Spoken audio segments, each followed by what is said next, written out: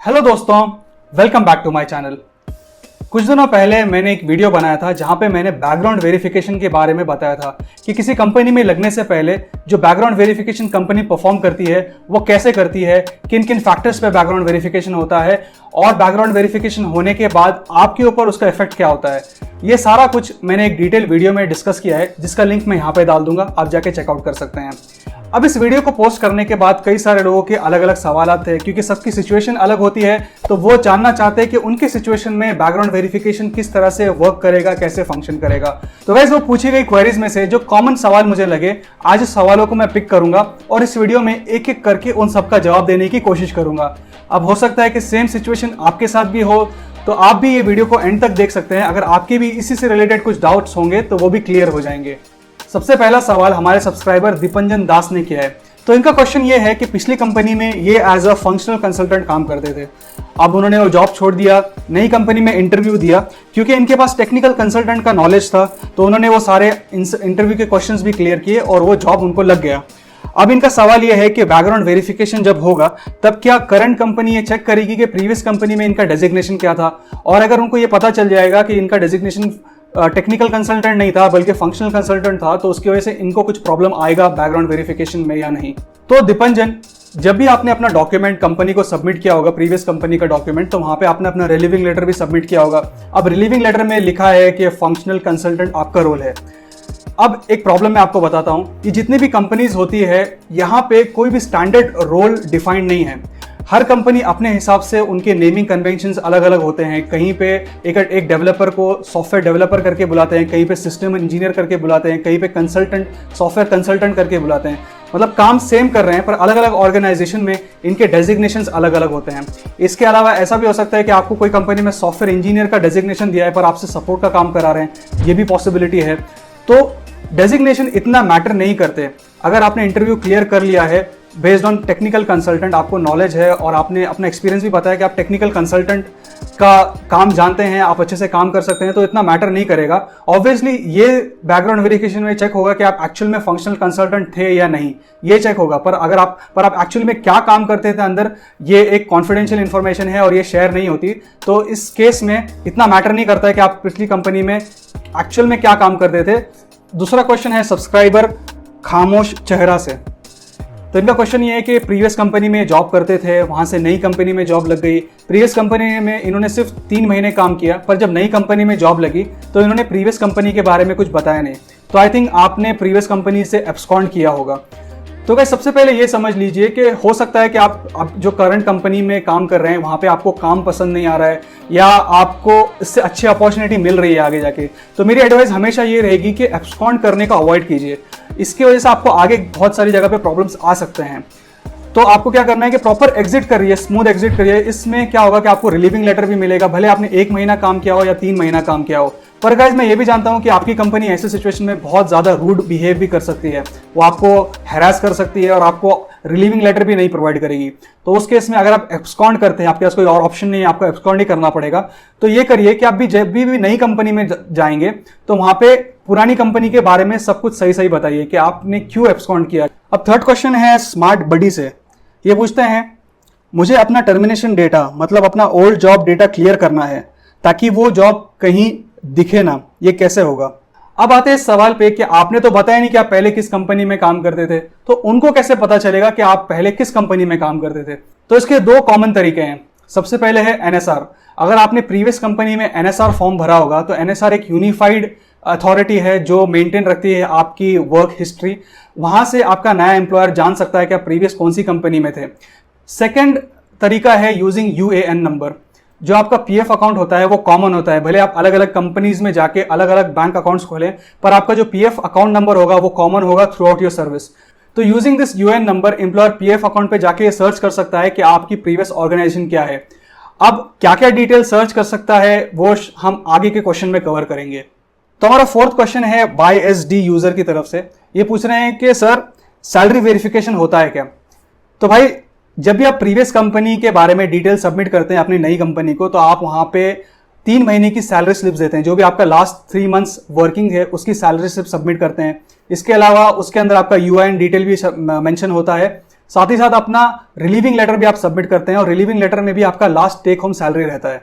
इसके अलावा कंपनी को वेरिफिकेशन करने के लिए 2 और ऑप्शन हैं। एक है यूएएन नंबर, जो आपका पीएफ अकाउंट का नंबर है। अब इसमें यह होता है कि भले कंपनी के पास आपका यूएएन नंबर है, ये सर्च करके वो पीएफ अकाउंट पे आपके बारे में डिटेल्स जान सकती है कि आप प्रीवियस कौन सी कंपनी में काम करते थे, पर इसमें यह नहीं जान सकती कि आपकी टेक होम सैलरी कितनी थी, आपकी एक्चुअल सैलरी कितनी थी, आपके पीएफ में कितने पैसे पड़े हुए हैं। ये एक्सेस दूसरी कंपनीज को नहीं होता। ये बहुत ही हाईली सिक्योरिटी वाला डेटा होता है, तो इसका एक्सेस इतना इजीली अवेलेबल नहीं होता कंपनीज को। अब सेकंड जो तरीका है वो ये है कि आपकी करंट कंपनी प्रीवियस कंपनी के एचआर को मेल डाल के वहां से भी वेरिफिकेशन कर सकती है कि आपकी सैलरी कितनी थी। अब ये भी कॉन्फिडेंशियल डेटा होता है। आपका प्रीवियस एचआर कभी भी ये शेयर नहीं करेगा ऑफिशियली कि आपकी सैलरी कितनी थी, ठीक है। वो ये शेयर कर सकता है कि आपका रोल कितना था, आपने कितने दिन उस कंपनी में काम किया, आपका डेजिग्नेशन क्या था, पर और आपका फीडबैक भी शेयर कर सकते हैं, पर ये नहीं शेयर कर सकते कि आपकी एक्चुअल सैलरी कितनी थी। तो सिवाय इसके कि जो आप 3 मंथ्स का सैलरी स्लिप सबमिट कर रहे हैं, इसके अलावा कंपनी के पास और कोई ऑप्शन नहीं है आपका सैलरी वेरिफिकेशन करने के लिए। अब नेक्स्ट क्वेश्चन है हैवॉक का। तो इनका एक्चुअल सवाल है कि इन्होंने प्रीवियस कंपनी में सिर्फ 2 वीक ही काम किया है और प्रॉपर ट्रेनिंग भी नहीं ली है, और उसके बाद इन्होंने नई कंपनी ज्वाइन की, तो क्या वो प्रीवियस कंपनी के बारे में बताना चाहिए और उनको कैसे पता चलेगा। तो और स्पेशली इनका एनएसआर रजिस्ट्रेशन भी नहीं हुआ है। तो मेरे ख्याल से अगर आप नहीं भी बताएंगे तो भी कोई प्रॉब्लम नहीं है, क्योंकि 2 वीक के अंदर अगर एनएसआर रजिस्टर्ड भी नहीं हुआ है, ना ही आपने कोई सैलरी उनकी तरफ से ली है, तो इस केस में जो दोनों ऑप्शन है वहां पे आपका डिटेल ही नहीं मिलेगा। तो इस केस में अगर आप नहीं भी बताएंगे तो भी कोई प्रॉब्लम नहीं है। आपको बस ये बताना है कि 2 वीक जो आपका गैप हो गया था, उस 2 वीक में आप क्या कर रहे थे। अब इसके बाद जो यूजर है उनका ये क्वेश्चन है, इनकी जो प्रीवियस कंपनी थी वहां पे कुछ रीजंस की वजह से इनको जो है कंपनी छोड़नी पड़ी, और कंपनी ने भी इनको कोई भी डॉक्यूमेंट्स प्रोवाइड नहीं किए। तो इनकी जो नई कंपनी जिन्होंने ज्वाइन की है, उस कंपनी ने प्रीवियस कंपनी के डॉक्यूमेंट्स को मांगे। सिंस इनको कोई डॉक्यूमेंट्स मिले नहीं, तो इन्होंने वो डॉक्यूमेंट्स को जनरेट किया, यानी उनको फेक डॉक्यूमेंट्स बनाए। अब इनका ये सवाल है कि इसका क्या प्रोबेबिलिटी है, क्या जो नई कंपनी है वो एक्चुअल में प्रीवियस कंपनी को रीच आउट करेगी और उनको पता चलेगा प्रीवियस कंपनी के बारे में। और लास्ट ये पूछ रहे हैं, क्या जो नई कंपनी जो वेरिफिकेशन कंपनीज होती हैं वो एचआर के डिटेल्स जो है लिंक्डइन या जॉब पोर्टल्स पे सर्च करती है। तो इसका जवाब ये है कि क्योंकि इन्होंने अभी फोर्ज डॉक्यूमेंट सबमिट किए हैं, तो ऑब्वियसली जो नई कंपनी है वो एचआर को मेल करेगी। जो भी एचआर का डिटेल आपने सबमिट किया होगा या जो भी आपका मैनेजर का डिटेल आपने सबमिट किया होगा, वो उनके ऑफिशियल मेल आईडी पे मेल करेगी और एक्सपेक्ट करेगी कि उनसे उनको रिप्लाई आए। भले जो भी रिप्लाई आए, पर दे आर एक्सपेक्टिंग कि कुछ रिप्लाई आए।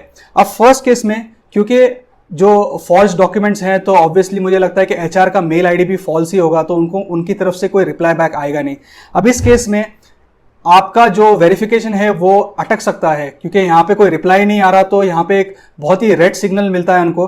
तो ऑब्वियसली वो ये भी चाहेंगे कि और ज़्यादा रीच आउट करने को जाएंगे, क्योंकि उनको ठोस सबूत चाहिए। तो वो एक्चुअल में कंपनी में भी जा सकते हैं, पूछ सकते हैं वहाँ पे, और अगर वहाँ से उनको पता चला कि उन्होंने कोई डॉक्यूमेंट ही प्रोवाइड नहीं किए, तो इस केस में बहुत ही हाई रिस्की वाली सिचुएशन हो सकती है, और ये भी हो सकता है कि शायद जो कैंडिडेट है उनको टर्मिनेट भी कर दिया जाए।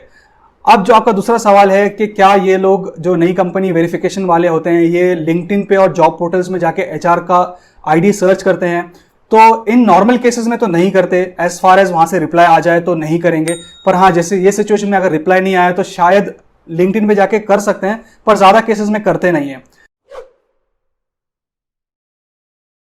तो गाइस, मेरी आपसे एक फाइनल यही रिक्वेस्ट रहेगी कि कभी भी अपने बैकग्राउंड के बारे में गलत मत बताइए। जो भी एक्चुअल रीजन है वो बताइए। अगर आप एब्सकॉन्ड भी हुए हैं तो आप एम्प्लॉयर को इन्फॉर्म कर सकते हैं कि यही सिचुएशन की वजह से आपको एब्सकॉन्ड करना पड़ा, और अपने जो है डिटेल्स भी शेयर कीजिए। अब वहां पे 2 चीजें एज अ प्रूफ सबमिट कर सकते हैं। सबसे पहले आपकी सैलरी स्लिप, क्योंकि प्रीवियस कंपनी में आपको सैलरी मिली होगी तो उसका सैलरी स्लिप भी आप सबमिट कर सकते हैं। और second is the offer letter, जो भी आपको ऑफर लेटर मिला होगा, तो आप ये बता सकते हैं कि ये मेरा ऑफर लेटर है और ये मेरी सैलरी स्लिप है। तो इसका मतलब ये है कि इस कंपनी में मैं काम करता था या करती थी। हाँ, पर एब्सकॉन्ड होने की वजह से मुझे उस कंपनी के डॉक्यूमेंट्स पूरे मिले नहीं, इस रीजन से मैंने इस रीजन से मेरे पास उसके डॉक्यूमेंट्स नहीं है। तो इस केस में क्या होगा कि इतना जानने के बाद भी अगर उस नई कंपनी ने आपको ऑफर रोल कर दिया, तो वो इन्फॉर्म्ड रहेंगे। कल को अगर वेरिफिकेशन में उस कंपनी के ऊपर क्वेश्चन मार्क आता है, तभी भी क्योंकि आप ट्रांसपेरेंट रहे थे, आपने एक्चुअल सिचुएशन बताई है, तो वो आपको कंसिडर कर सकते हैं। तो गाइस ये थे वो सारे कॉमन सवाल जो मैंने इस वीडियो में पिक किए based on background verification. I hope कि आपके भी कुछ डाउट्स जो इसी क्वेश्चन से रिलेटेड है वो सॉल्व हो गए होंगे। तो गाइस आई होप कि आपको ये वीडियो पसंद आया। अगर आपको ये वीडियो पसंद आया तो जल्दी से जाके इस वीडियो को लाइक कीजिए, इसको अपने दोस्तों के साथ भी शेयर कीजिए सोशल मीडिया प्लेटफॉर्म के थ्रू, और सबसे आखिर में इस चैनल को सब्सक्राइब कीजिए। अपना लव और सपोर्ट दिखाते रहिए। मिलते हैं नेक्स्ट वीडियो में, तब तक के लिए बाय बाय।